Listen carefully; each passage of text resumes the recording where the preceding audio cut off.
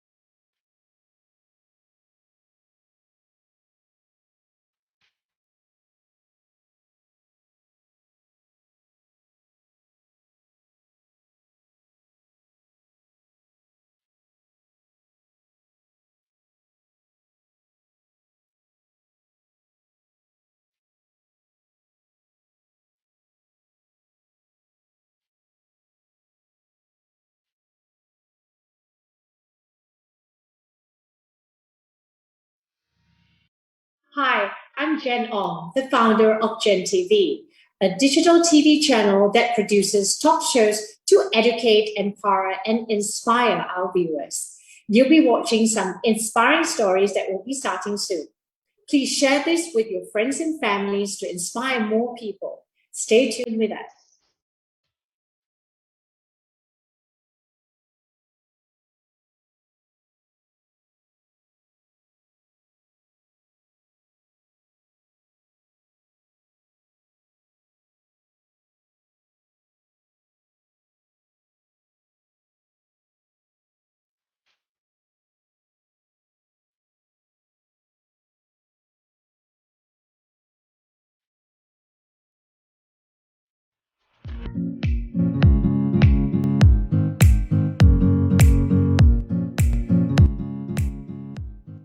Welcome back to Lies the Stage with me, Frida Liu, on Gen TV. I'm going to call this three-parter Sustainability at Heart.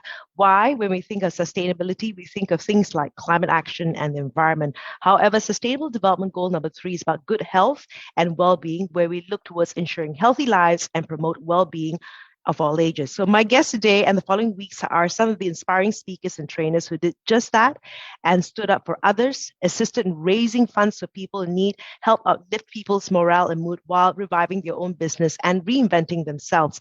And they all have such interesting stories to tell. My first guest, the rose among the thorns, is Marianna Pascal. Her mantra is often challenge breeds excellence.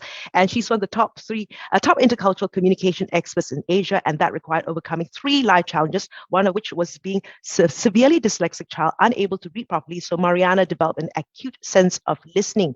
And today she has more than 26 million viewers of her world famous TEDx talks and is a world champion of public speaking semi-final. So she had 3 life challenges. I've mentioned one. We'll go through the others later.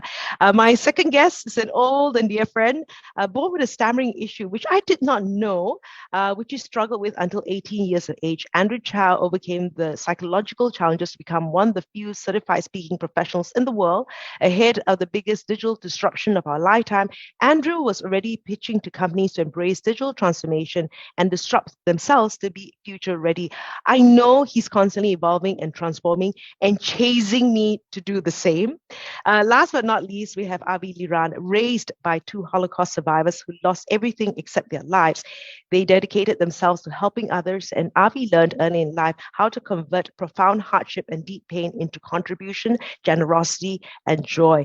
At the start of the COVID-19, he created a virtual event called Mojo, Moments of Joyous Optimism, conversations based on his Chief Delighting Officer programs as a free service to people who are suffering worldwide from anxiety, stress, loss of income, mobility, and depression. So hello, everyone. So good to be seeing all of you. Yay. Hey. Okay. Now, I want to ask this question to all of you. Your immediate reaction when you first heard of the pandemic and it finally hit our shores, what were you thinking? I'll start with you, Avi. That was very weird because I got it when I was training in Australia.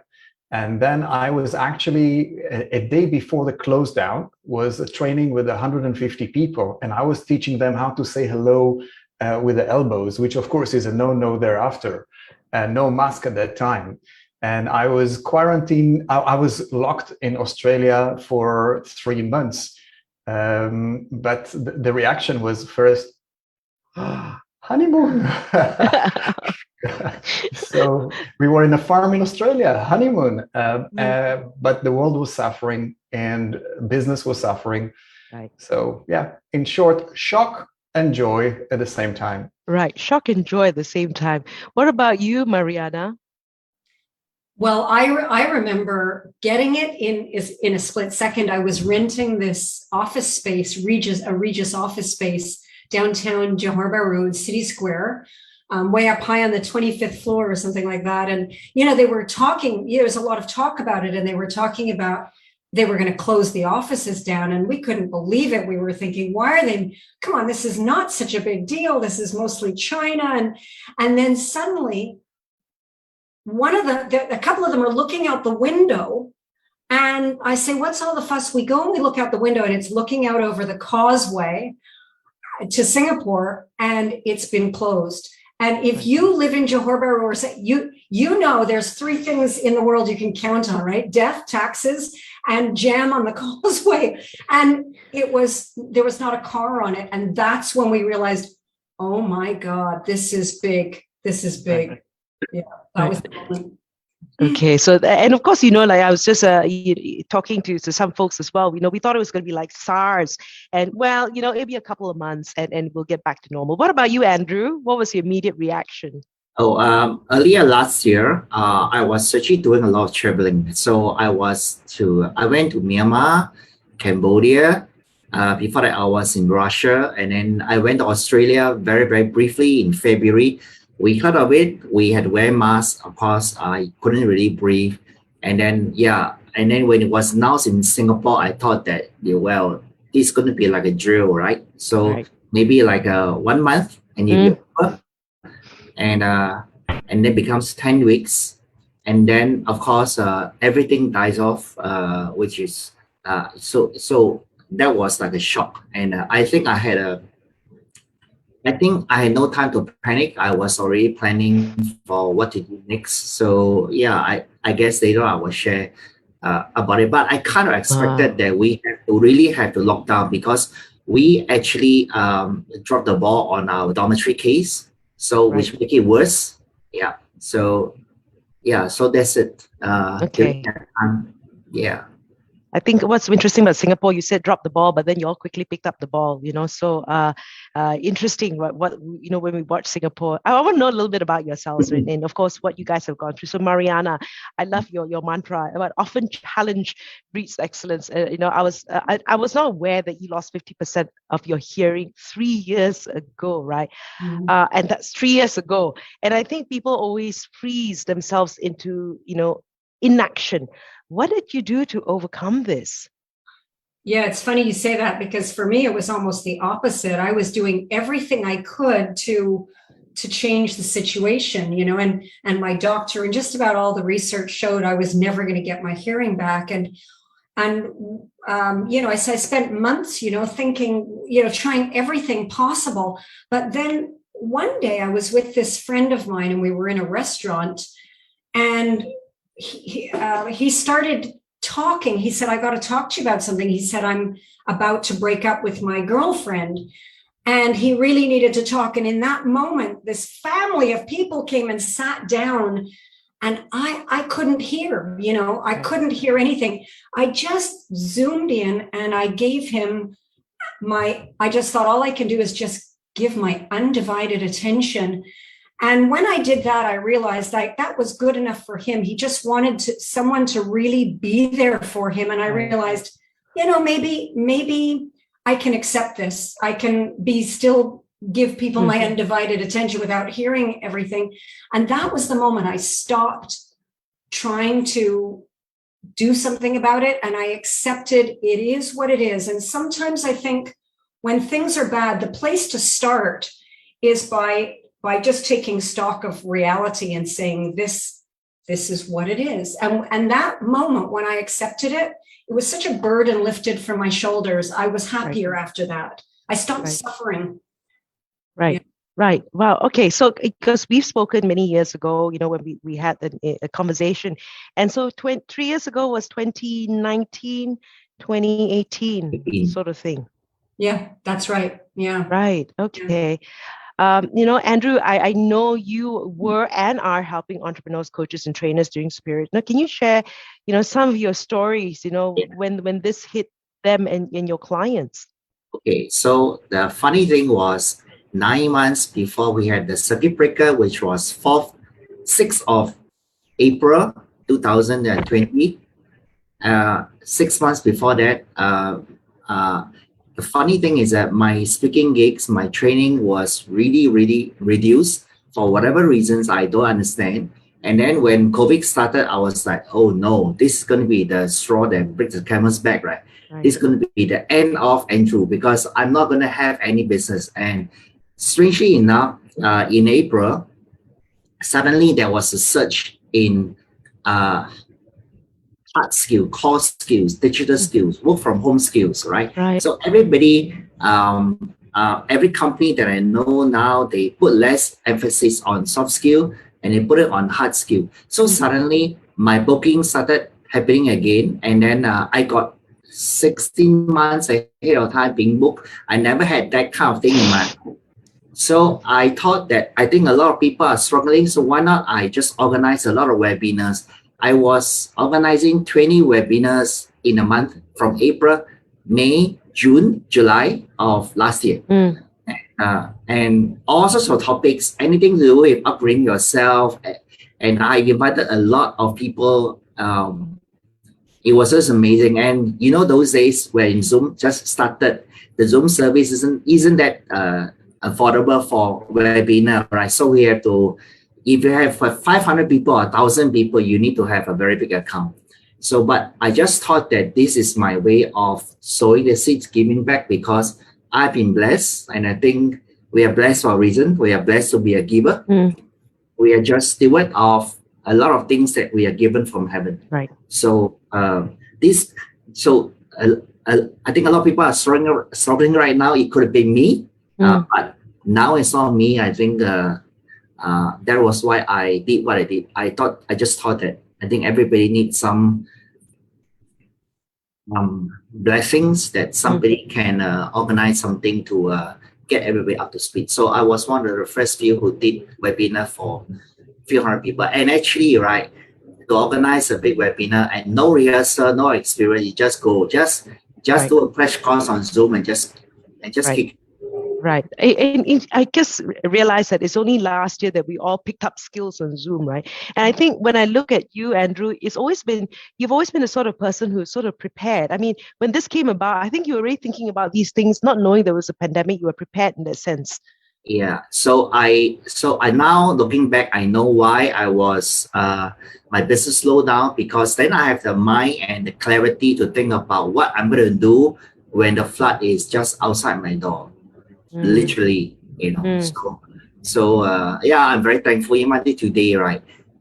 Strangely, I was asked to share about this story a few times in other conferences. So a lot of good things come out of it, and I was really happy. And of course, we have a lot of other speakers that are very supportive. I know Marianna and Avid for many years when I was a young president. And then they were there. We actually came in touch. Marianna has gone so much more attractive than before. Not that you're not attractive, 7 years ago, but now I saw even the physical transformation. I think as your life evolves, I think everything becomes better. Really. Right. So, okay, thanks for sharing that part. Of course, listening to Marianna again, this ability you develop listening because of your dyslexic problem, and then with 50% loss of hearing, you learn about having an undivided attention, giving undivided attention. Right, Avi, what did you learn from your parents? Them being Holocaust survivors.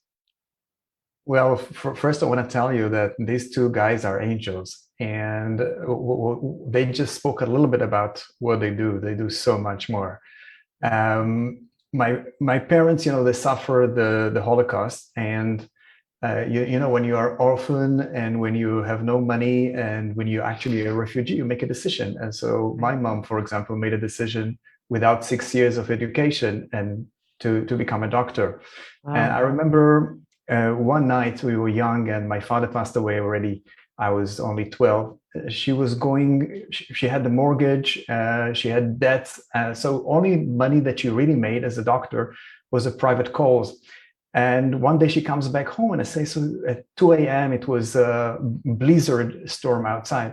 I said, did you earn? And she said, no. I said, why? And she said, you don't understand. These people are so poor, they can't even afford to go to A&E. And I take the medicine that the salespeople, promotion of the pharmaceutical companies give me, and I give to them. You see, Avi, I have 3 prices. The poor don't have to pay. Normal people pay normal, and rich people will pay double, and they know it. And by the way, this is my charging price for companies as well and countries as well. So if you're very rich, you're going to pay more. If you can't afford, we'll find a solution for you. Right. And right. I think the second thing that I learned is it's not to me to choose to give. And there was a story that I went with my mom, and I didn't want to give money to a guy that was begging because he had some beer.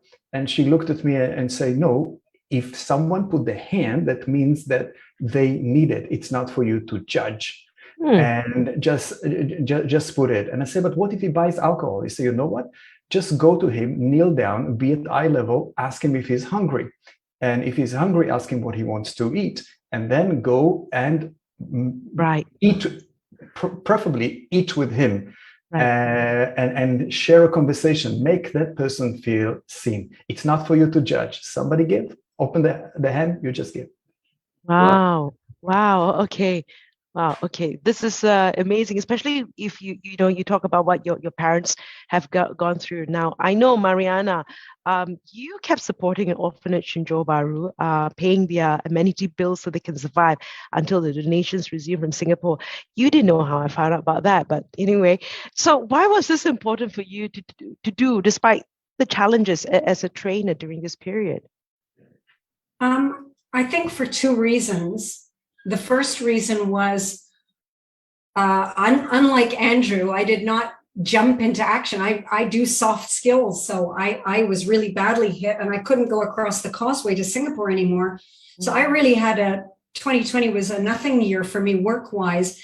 And I could feel that mindset of, the scarcity mindset. I could feel creeping in that old mindset of not having enough, of being needy, of being poor. And, the best way to overcome, because that mindset is debilitating. When you start to think, I have nothing or I don't have enough, then you can't even do anything. And you see yourself as a kind of a loser. So the best way to mitigate against that was to be a giver. So I spent 2020 giving in quite a few ways.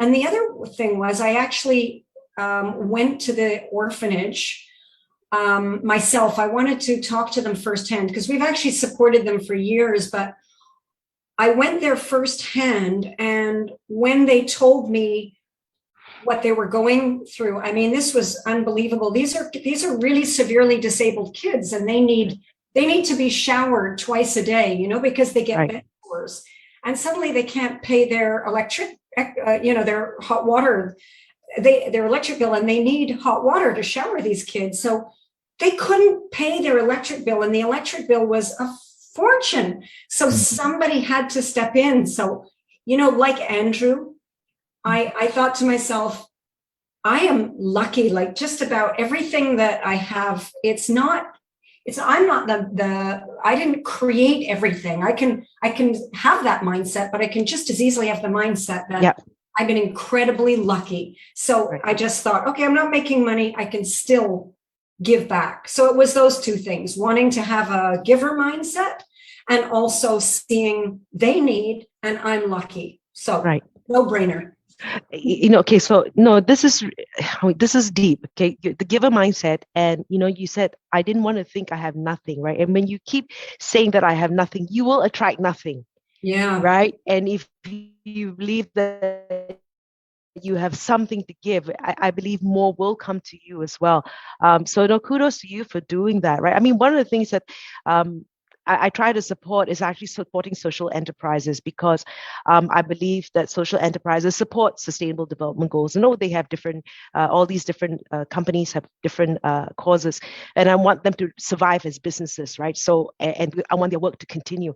And so this is like the little bit that if wherever I can, I that's my place to support social enterprises. But thanks, for the work they do. Now, Avi, at the start of the pandemic, you created a virtual event called Mojo, Moments of Joyous Optimism Conversations, based on your programs as a free service to people, as who are suffering worldwide, right? Now, how has this helped people? Why did you do it? Oh, because at time of despair, you have to bring your spirit up, and it could go both ways. People go to extreme. On one side, you can be delusional optimistic, and then it's going to be very bad, because if you know about Stockdale paradox, if you feel that it's going to end immediately and you're going to be optimistic, when it doesn't happen, you're going to be devastated and maybe even die of a broken heart. So, and on the other side, pessimism causes paralysis and depression and maybe even suicide. So you don't want to be at any one of the places. You want to be somewhere in the middle, which is, I call the glass syndrome, which means not half full or not half empty, simply a glass, and you just go to fill it up. Right. And that's basically, you do whatever you can and whatever water you can get. So we thought, how are we going to bring Mojo back? But we had problem because we wanted to have moments off, and we knew that the book that we are working with my 85 years old partner is Everlasting Optimism. Right. So we were missing the J, and then Stephanie came up and say joyous optimism. So that got the moments of joyous optimism. And the idea was to make people heard. We start with a story, and then we break them up into rooms to share their own stories. And like Marianna said, people want to be heard and share, and they share their own stories. And afterwards, when they go out from the room, they share their stories. So I share your story, you share mine. Now, beautiful things happen on top of time management, which is good because you're not going to remember so many details. But also, I feel proud when you share my story. You feel connected to me when I share yours. So it was fabulous, and their stories were better than ours. Right. So it was really, and every time we did Mojo, we did with a different theme. So people were always interested. What you see up over there is what we called Angel of Delight. Right. Okay. And so this is free for all kind of thing. You're still doing this now? Until today, now it's once a month, and everybody is invited and everybody has a voice, and we are absolutely about serving that. And some clients come to us and say, please do Mojo for our companies, but that is chargeable. Right. No, but how has the Mojo conversations evolved? Since I believe some things were, there were some acts of kindness that developed from this.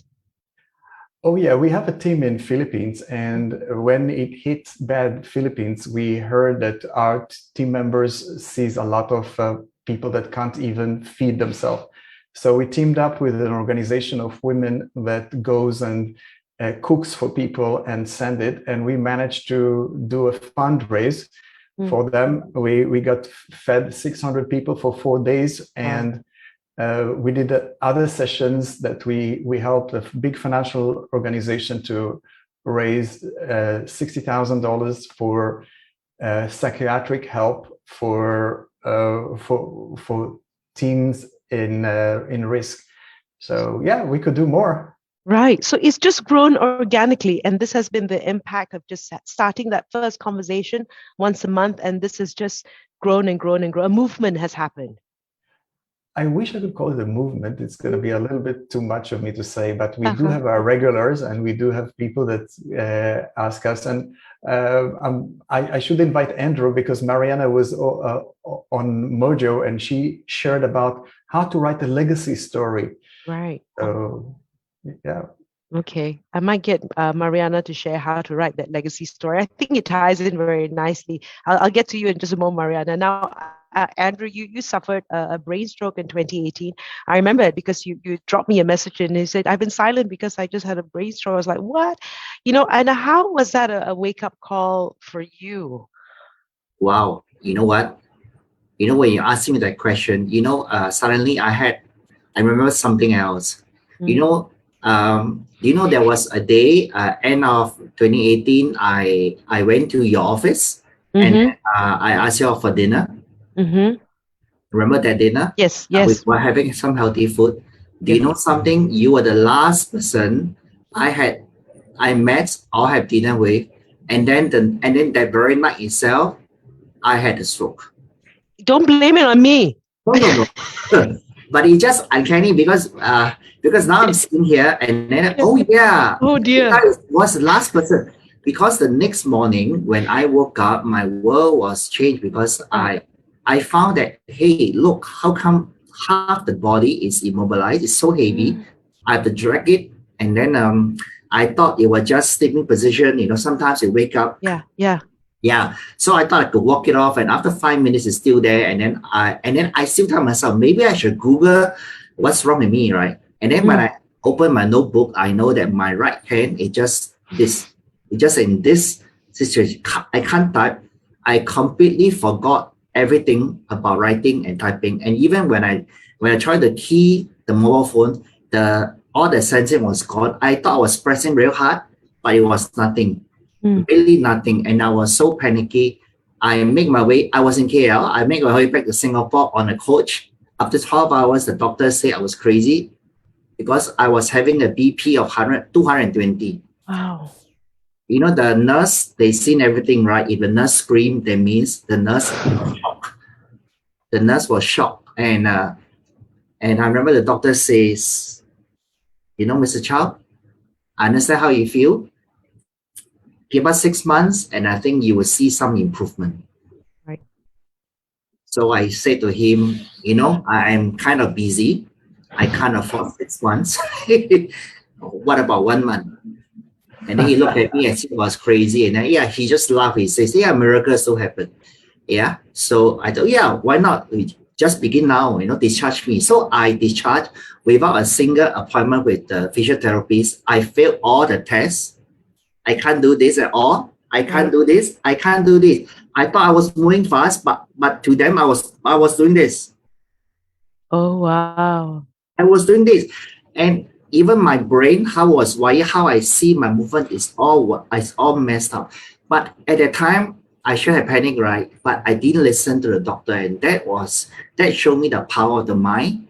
Because if you accept what the doctor says, 6 months, you know what? Your body is going to take command from your words. Hey, our boss says 6 months. Let's relax and let's have a 6 months timeline.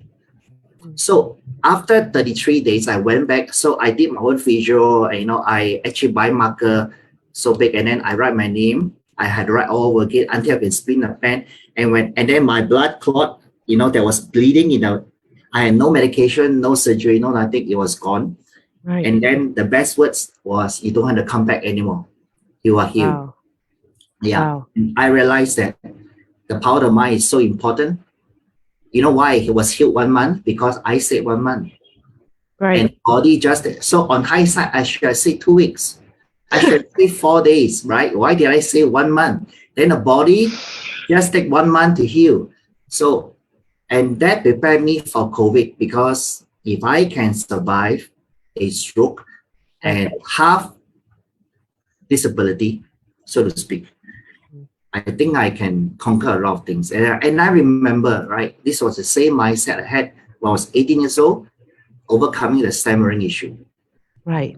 Okay. So I like that, the power of the mind, the words that is said to us, what we choose to accept, and the words that you choose to accept as well. But were you also thinking of other things? Like, I know, you're concerned by health, but were there other the thoughts like, well, what about my business? What about all these things? Did that all disappear? Or you? So, we all speak for a living, right? So you can imagine, if we can't speak, we can't write, that means I'm just completely useless, right? So I can do my left hand, but I have to learn everything all over again. And I remember 3 days after that stroke, there was one training I couldn't cancel because it was just too near. And I remember I show up in that training, and the first thing I did was to tell everybody I just recovered from a stroke. And do you mind if I go slower and use my left hand to write? Right. Yeah, and they were all shocked. And they all told me the same thing. You shouldn't be here. But I understand how a stroke patient. I felt that I ran a marathon after that one day because I was so tired. Because you are forcing your body to move, and and health is really above wealth. So, and I think that is why three of us are here sharing our story, because I think wealth is relative. Whenever we have something given to us, we can always give away, but health can be taken away from us. Yeah, right. So this is our responsibility to keep being healthy so they can give more. Right. Marianna, Avi was talking about this, writing this legacy, right? Can you share a little bit about, what you shared there? Yeah, it's funny how that came about. My mother, before she died, my mother wrote this journal of her life and her mother's life, everything that she could remember. And, you know what it's like with your mother, she gave me that. And I thought, oh, I know all these stories. I'll read it to my daughter someday. I'll read it later. I never read it. It was really long. And I started reading it to my daughter. Anyway, during COVID, I thought to myself, I'm going to type it up and I'm going to send it to everybody that knew my mother.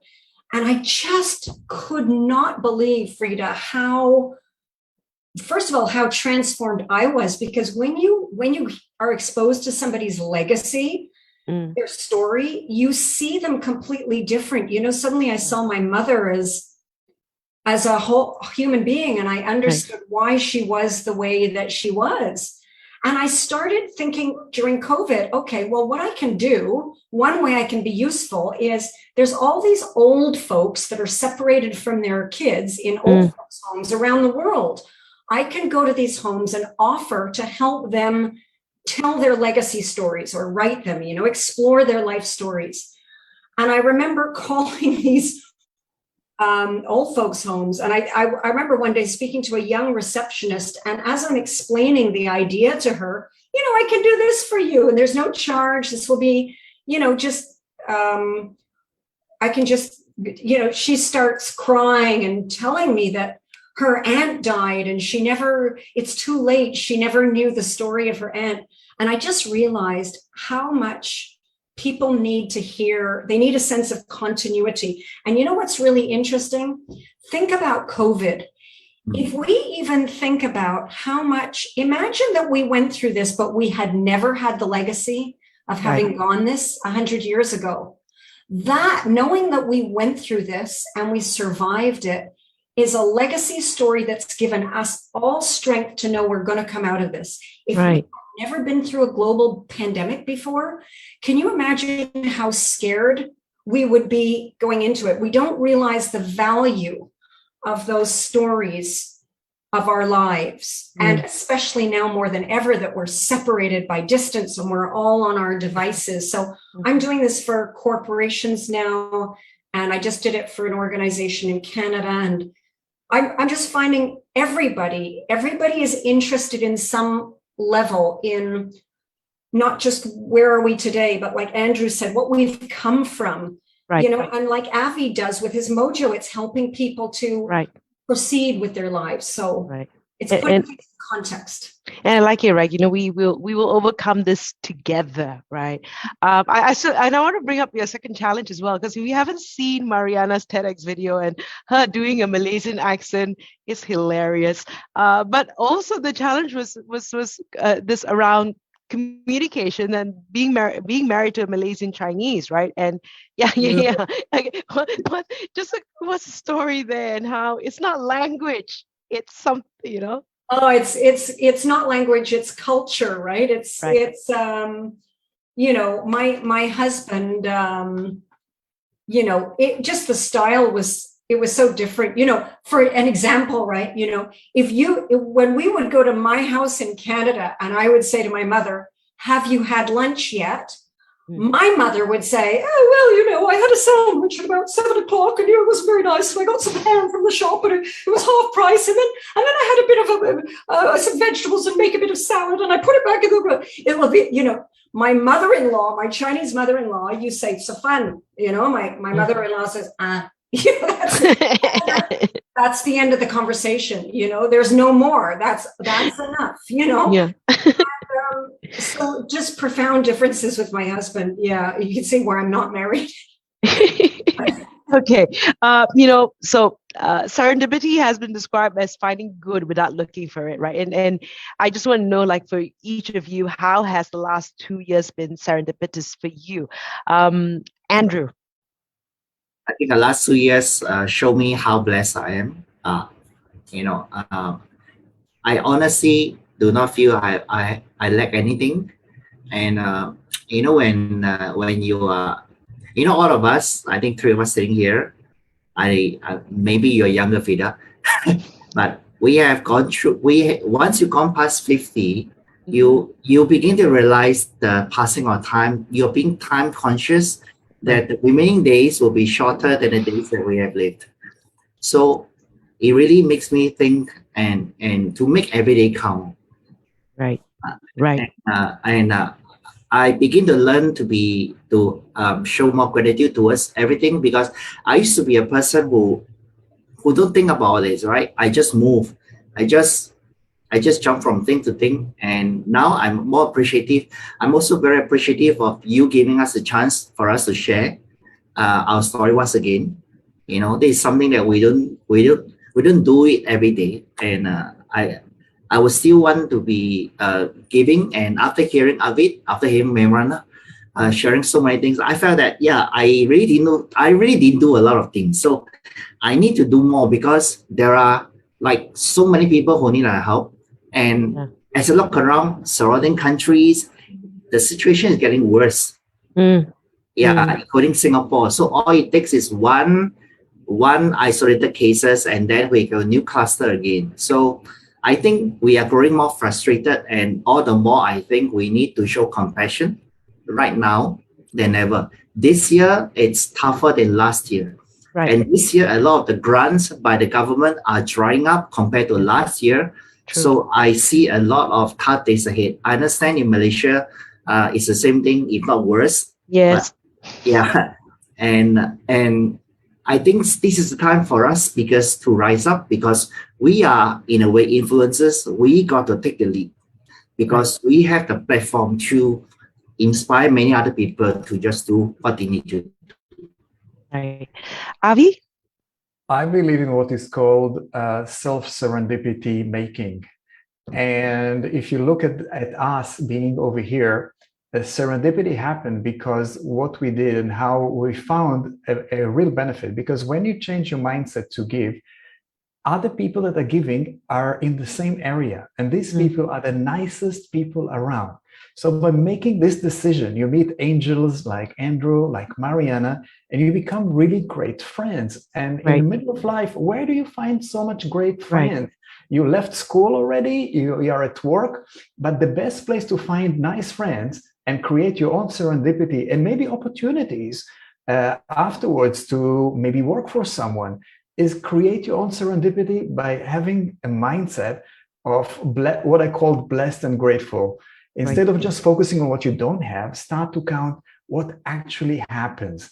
And you can be authentic if you add this when you say, how are you today? And I would say blessed and grateful and maybe sad or maybe angry or whatever. So I'm blessed and grateful, Frida, that you chose us. Right. All right. Marianna? Yeah, I just wanted to say, first of all, in terms of serendipity, that, you know, Avi and Andrew have done these webinars and I've attended both. And Avi, I've listened to Avi a lot over the year. Avi's sort of like the delight king of the world. His role in life, his purpose is to deliver life, to deliver delight. So he's, you know, he's always telling me these wonderful stories and I pass it on to others. So I think the serendipity we're seeing is everything going around full circle. Everybody is helping everybody else. We see it in Malaysia.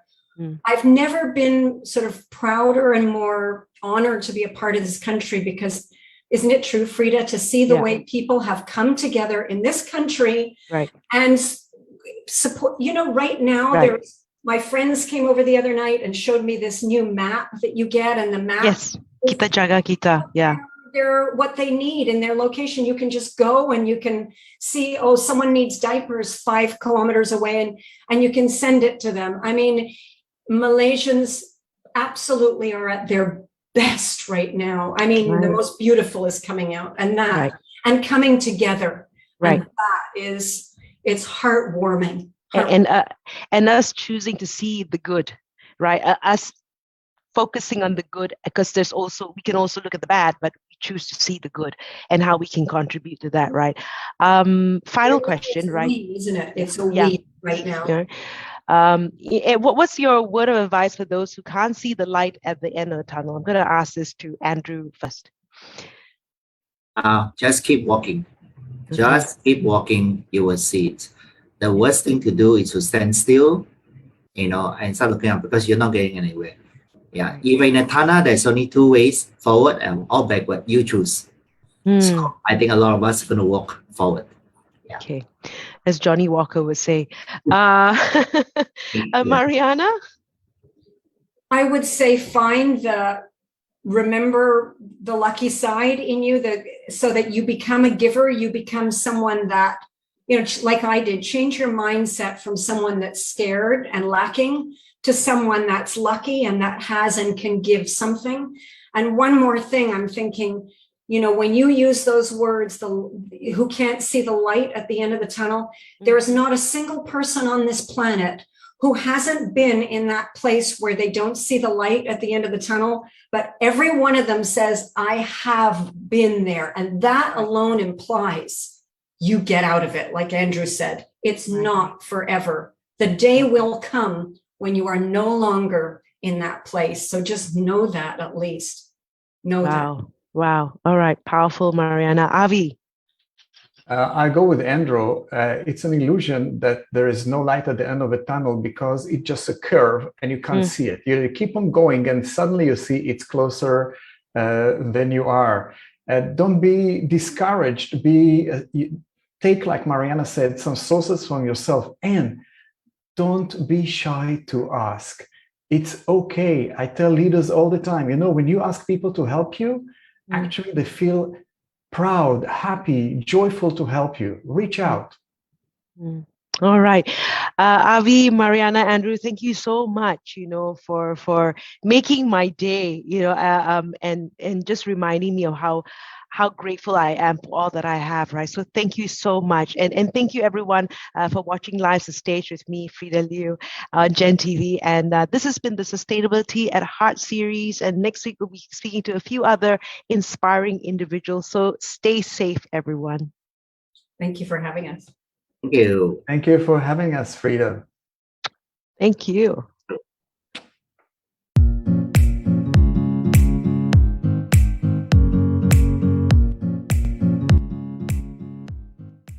Thank you for watching Gen TV, a digital TV channel featuring compelling interviews on life, parenting, entrepreneurship, women empowerment, and the realities of living. If you're interested to produce this kind of talk shows, do drop us a message here on our FB or send us a WhatsApp message at the numbers below. We will be in touch with you soon. Follow us on Gen TV FB for more interesting and inspiring stories.